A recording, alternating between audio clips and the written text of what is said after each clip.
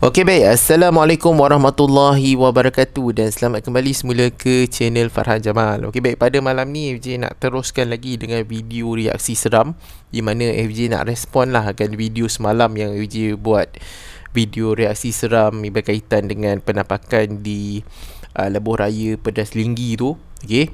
So hari ni FJ agak kepenatan sedikit, di mana FJ daripada pagi tadi, daripada pukul 6.30 pagi tadi masih pakai baju yang sama lah. Ini FJ baru balik rumah sebab FJ pagi tadi bawa budak hoki daerah. Jadi Alhamdulillah lah kami pasukan perempuan dapat johan, pasukan lelaki dapat naib johan lah, Alhamdulillah. So baru lepas hantar murid tadi dekat rumah, jadi ni baru sampai rumah dan terus buat video. So agak kepenatan sedikit pada malam ni, tapi FJ nak teruskan lagi akan kisah pada malam ini, di mana kita sembang santai berkaitan dengan perihal semalam.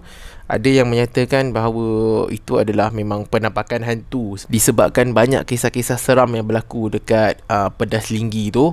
Kemudian ada satu lagi respon yang menyatakan bahawa itu adalah penampakan manusia dan sebagainya lah.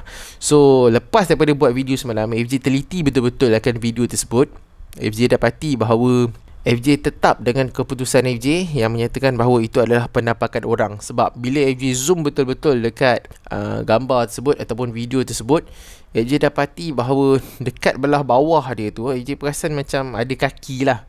Sebab kalau korang perasan, dekat divider tu dia sepattern je kan, ada tiang divider tu dia sepattern je, sampai dekat penampakan tu dia ada macam pelik sikit dia punya rupa bentuk dia. So FJ anggap itu adalah kaki, dan yang warna putih tersebut berkemungkinan itu adalah sweater dia lah. Ini pada penilaian FJ, sebab FJ zoom betul-betul semalam dekat bahagian muka dan sebagainya, FJ nampak macam tu lah. Cumanya bila berlaku situasi bayangan shadow macam tu, kita nampak macam ada hantu bertinggik. So terpulang pada pandangan masing-masing. Jadi pada malam ni FJ nak teruskan lagi dengan kisah seram yang ada, yang FJ jumpa dekat berdasarkan respon pada video tersebut lah yang orang kisahkan. Okay, sekejap FJ screen recorder sekejap. Okay, ini video ni dia dekat dalam page lain, tapi semalam FJ tak tunjukkan dekat page ni pasal dalam video tu dia letak lagu Misha Omar. Jadi bila dia letak lagu Misha Omar, nanti kena copy strike, jadi nanti masalah kat YouTube ni. Jadi FJ ambil video daripada Cosmo, iaitu sound original daripada video tersebut. Jadi dekat sini yang page lain upload ni, banyak orang kongsikan kisah-kisah yang berlaku dekat sekitar kawasan tersebut, dan FJ ingin kita teliti akan kisah ni. Lepas tu kita nilai sendirilah. Mungkin FJ akan ambil daripada 5 pengalaman sebenar orang yang mengalami kisah seram dekat jalan tersebut. Okay, komen yang pertama daripada Fairul N. Azmila. Okay, saya pernah kena waktu lepas senja. Masa tu drive dari Batu Pahat ke Senawang. Ngam-ngam je lalu dekat kawasan hentian Senawang itu. Sebelum sampai Senawang, cermin kereta terus gelap, macam tertutup buat beberapa saat. Panik betul masa itu. Nasib baik mak ada teman. Saya tawakal je jalan terus. Nasib baik saya tak langgar divider, Alhamdulillah. So itu gangguan yang diterima, iaitu gangguan berkaitan dengan seperti pandangan dia tertutup dalam masa beberapa saat. Yang ini ramai orang kisahkan gangguan seperti inilah. Malah ada yang menyatakan bahawa sesetengah kemalangan di Lebuh Raya adalah berpunca daripada gangguan yang seperti ini, iaitu tak nampak jalan dan sebagainya, hingga menyebabkan kemalangan lah. Tapi kita sukarlah nak claim akan perkara ini. Tapi macam tu lah orang cerita tu, kita dengar lah. Sama ada nak percaya tak percaya itu bergantung kepada penilaian masing-masing. FJ agak sukar nak percaya disebabkan kerana mungkin ada beberapa faktor lah yang FJ rasa mungkin kalau yang mengalami gangguan ini adalah kepada orang-orang yang mungkin dia ada gangguan. Tapi mungkin bagi pada orang yang normal, yang tak ada masalah, insyaAllah dia tak ada masalah lah. Okey, seterusnya gangguan yang kedua. Okey, daripada Al-Zaini. Aku pernah kena lalu jalan highway PD Seremban, Port Dickson. Dalam pukul 7 lebih nak hampir gelap. Waktu maghrib juga tadi senja, yang ni pukul 7 lebih dekat maghrib. Tak pasti sama ada burung besar warna putih atau longsway ataupun tianak putih terbang dari pokok kelapa sawit dan land ataupun mendarat atas bumbung kereta. Dengar bunyi landing tu, sedebuk macam jatuh. Aku baca doa dan ayat-ayat non-stop sampailah ke rumah. Tak berhenti pun tepi jalan. Takut pula nanti Kang macam cerita karak. lega tiba di rumah, tak ada apa-apa yang ada dekat atas kereta. So itu pengalaman dia waktu maghrib. Tiba-tiba dia nampak ada warna putih terbang, pergi mendarat dekat bumbung kereta dia daripada pokok kelapa sawit. So dia pun tak sure sama itu adalah burung yang besar ataupun itu adalah pontianak. So bila tak sure ni, mungkin kita boleh bersangka baik atau bersangka logik, berfikir logik, mungkin itu adalah sebenarnya burung ataupun kelawar dan sebagainya, ataupun keluang kan. Siapa tahu keluang ni dia lagi besar daripada kelawar, mungkin boleh jadi macam tu. Tapi dia kata tadi dia baca doa non-stop, bila balik rumah tak nampak apa-apa. So kita pergi pada yang logik lah. Tapi kalau pengalaman macam ni pun sebenarnya ramai orang mengalami lah gangguan seperti ini. Cumanya pengalaman FJ, kalau nampak macam tu, kebiasaannya memang FJ nampak itu adalah sama ada burung ataupun kelawar. Dah beberapa kali lah FJ perasan benda ni. Tapi benda tersebut adalah bukannya kain dan sebagainya lah. Sebab FJ akan perhatikan betul-betul setiap kali FJ membuat video yang seram, adakah gangguan seperti ini berlaku, gangguan hantu ataupun itu adalah memang normal melibatkan binatang dan sebagainya. Okey, seterusnya daripada HNK Kucai. Diorang tak kena dan tak jumpa lagi, sedap lah komen macam-macam. Sekali dah kena, silap-silap kereta berpusing atas jalan itu, padan dengan muka korang.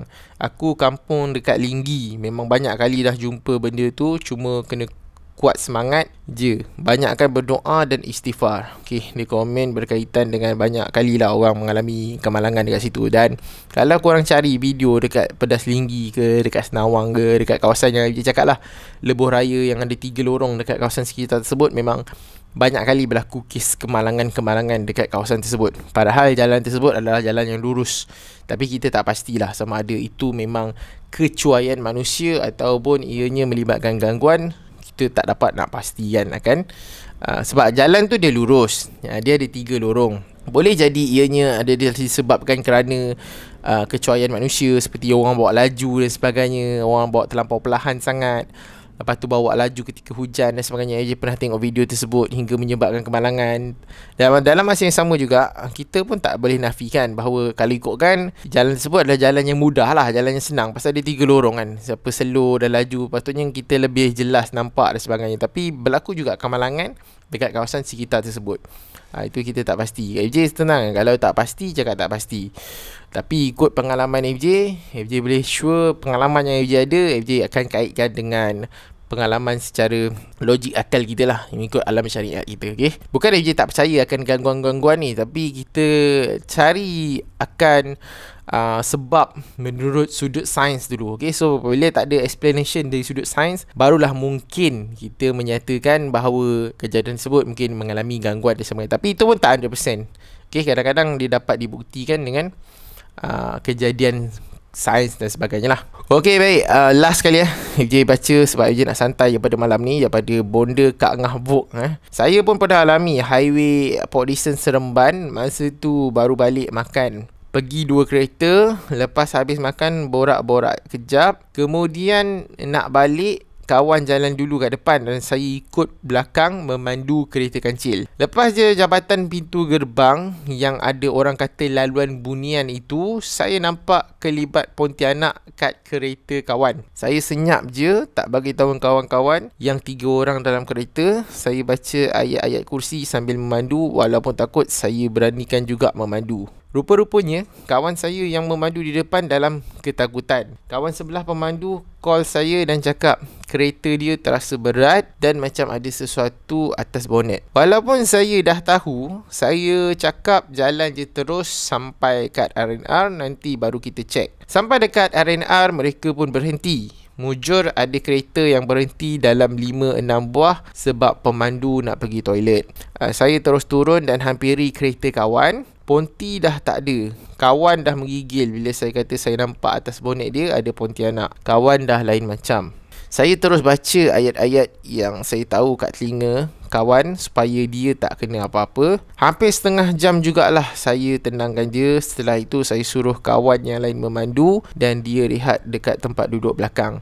Sampai di rumah dia, terus suruh mandi dan kami temankan dia. Pada yang pergi makan-makan dekat Port Dickson, kalau balik malam-malam, nasihat saya jangan terlalu suka sangat. Dan kalau boleh pastikan ada ayat Yasin, pasang ayat suci semasa memandu dan janganlah buka tingkap kereta. Mujurlah akak jenis kuat semangat. Okey, ini dikongsikan oleh bonda Kak Angah Vok ni. Memang kisah ni memang agak menarik untuk kita huraikan. Di mana dekat kawasan yang dia mengalami gangguan tu, yang orang kata dekat laluan Bunian daripada Port Dickson tu ke Seremban. FJ pernah lalu jalan ni sekali je, itu pun pada waktu siang, tak pernah lagi waktu malam. Tapi memang FJ dapati, kalau tak silap FJ lah, jalan tersebut kiri kanan dia kelapa sawit dan agak terpencil waktu FJ lalu waktu siang tu. Jadi dia kata dia balik pada waktu malam dan berlaku kejadian tersebut. Dekat area mana pun dia tak nyatakan dekat area mana dia orang berhenti, tapi kejadian dia nampak macam ada pontianak yang sedang menumpang kereta kawan dia dekat bahagian hadapan lah. So lepas tu kawan dia pun rasa kereta tersebut menjadi berat, dan kawan dia pun rasa macam terganggu dengan situasi tersebut. Lepas tu dibacakan doa, dan apa yang tadi dia cakap tadi, dinasihatkan supaya kalau balik malam-malam jangan terlampau suka sangat, dan kalau boleh ada ayat Yasin.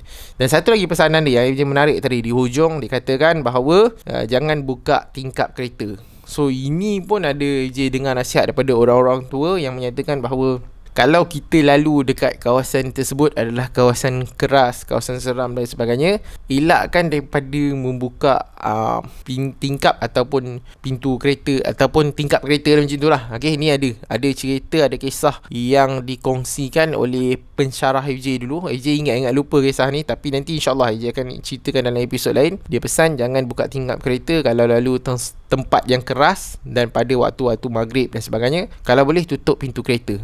Dan ini ada kisah dia lah yang FJ ingat, tapi FJ ingat lupa. Nanti FJ akan ceritakan balik. Sama ada mungkin tak 100% tepat, tapi FJ akan cuba untuk ceritakan pengalaman tersebut. Sebab ini pensyarah FJ pesan lah pada masa FJ belajar dulu. Okay, dia ada pengalaman tentang anak murid dia yang melakukan perkara tersebut. Dia dah pesan jangan buka tingkap kereta, tapi biasalah lelaki kan, bawa kereta pergi buka tingkap. Ada satu tempat ni dekat Negeri Sembilan juga, so berlaku sesuatu. Nanti FJ akan ceritakan kisah tersebut. Cerita tu pendek je, nanti lah akan datang FJ kisahkan. So Alhamdulillah kita dah habis baca berkaitan dengan kisah-kisah seram yang ada dekat sekitar, mungkin bukan daripada Selinggi juga tadi, tapi pada cerita pada Port Dickson menuju ke Seremban. Itu jalan FJ tak lalu lagi lah pada waktu malam. FJ pernah lalu waktu siang. InsyaAllah jika ada kesempatan FJ pergi ke Port Dickson lagi ke, lepak-lepak kat Seremban ke, bercuti di sana.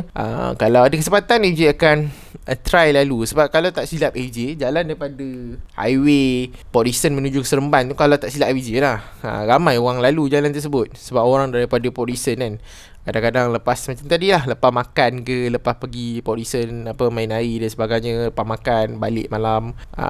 AJ rasa AJ pernah lalu lah dulu waktu malam, tapi AJ tak ingat.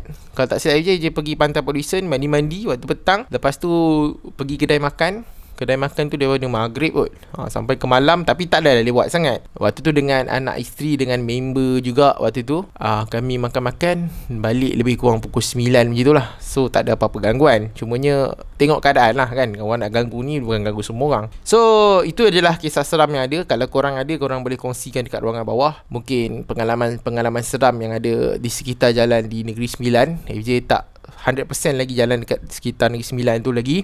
Kalau ada kesempatan FJ akan ke sana dan buat lagi video lah. Jadi video ni sampai di sini saja. Kalau korang ada kisah, korang boleh komen dekat ruangan bawah. Dan FJ ingat FJ akan stop dekat sini lah. Okay, so terima kasih FJ ucapkan kepada penonton, dan kita akan jumpa lagi pada episod akan datang. Okay, Assalamualaikum, selamat malam dan jumpa lagi. Bye.